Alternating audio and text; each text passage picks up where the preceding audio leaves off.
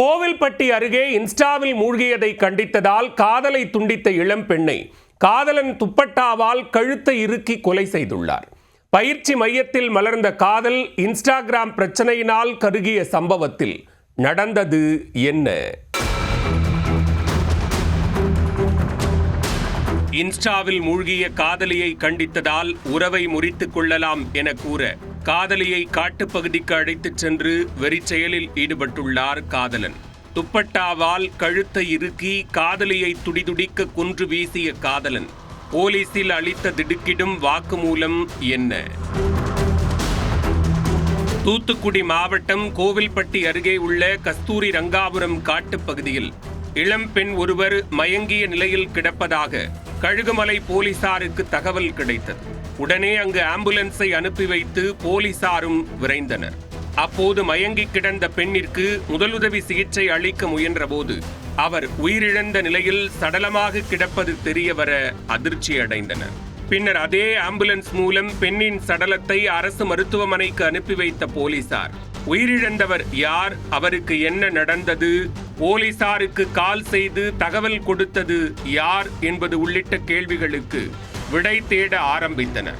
முதற்கட்டமாக அதில் உயிரிழந்தவர் ராஜபாளையம் தலவாய்புரத்தைச் சேர்ந்த 19 வயதான உமா என்பதும் அவர் பாறைப்பட்டியில் உள்ள தனியார் கோச்சிங் சென்டரில் அரசு பணிக்கு படித்து வந்ததும் தெரிய வந்தது. உடனே அவரது உறவினர்களுக்கு தகவல் கொடுத்து வரவழைக்கும் கேப்பில் மற்றொரு அதிர்ச்சியாக கழுத்து இறுக்கி உமா துடிதுடிக்க கொலை செய்யப்பட்டுள்ளார் என்பது மருத்துவர்களால் கண்டுபிடிக்கப்பட்டு வழக்கை மேலும் நடுநடுங்க வைத்தது. இதனால் தனிப்படை அமைத்து போலீசாருக்கு போன் செய்து தகவல் கொடுத்த தென்காசி மாவட்டம் குளக்காட்டாகுறிச்சி கிராமத்தைச் சேர்ந்த ராஜேஷ் என்பவரை காவல் நிலையம் வரவழைத்து விசாரித்தனர். அப்போதுதான் ராஜேஷும் உமாவும் காதலித்து வந்ததாகவும் அவருடன் தான் கடைசியாக உமா பைக்கில் சென்றதாகவும் தோழிகள் சிலர் போலீசாரிடம் கூறியுள்ளனர். இதனால் ராஜேஷை பலத்த பாதுகாப்புடன் விசாரிக்க வழக்கு அடுத்த கட்டத்திற்கு நகர்ந்தது. தேர்வு செய்யப்பட்ட உமாவும் ராஜேஷும் ஒரே கோச்சிங் சென்டரில் காவலர் தேர்வுக்காக பயிற்சி பெற்று வந்துள்ளனர். தொடக்கத்தில் இருவரும் நண்பர்களாக பழகிய நிலையில் பின்னர் அது காதலாக மாறி நெருங்கி பழகி வந்துள்ளனர். அக்காலகட்டத்தில் உமா இன்ஸ்டாவில் அதிக நேரம் செலவிட்டு ரீல்ஸில் மூழ்கியுள்ளார். அதை ராஜேஷ் அவ்வப்போது கண்டித்துள்ளார். இதனால் இருவருக்கிடையே அடிக்கடி பிரச்சனை எழுவதும் பின்னர் பேசி சமாதானம் செய்வதும் வாடிக்கையாக இருந்துள்ளது. அதே போன்றுதான் கடந்த ஒரு வார காலத்திற்கும் மேலாக இருவருக்கிடையே பிரச்சனை இருந்துள்ளது. அதனால் இருவரும் பிரிந்து விடலாம், இனி இந்த காதல் வேண்டாம் என உமா தெரிவித்துள்ளார்.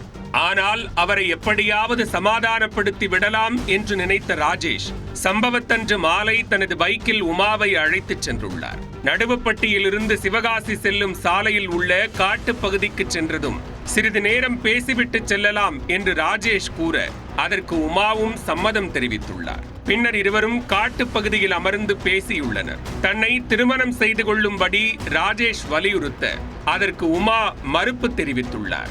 இவ்வளவு நாள் தன்னை காதலித்துவிட்டு தற்போது வேண்டாம் என்று சொல்வது நியாயமா என ராஜேஷ் கத்தி கூச்சலிட்டு ஆவேசமடைந்துள்ளார். ஒரு கட்டத்தில் வாக்குவாதம் முற்றி ராஜேஷ் கடும் ஆத்திரமடைய உமா வைத்திருந்த துப்பட்டாவை பிடுங்கி அவரது கழுத்தை இறுக்கி துடிதுடிக்க கொலை செய்துள்ளார்.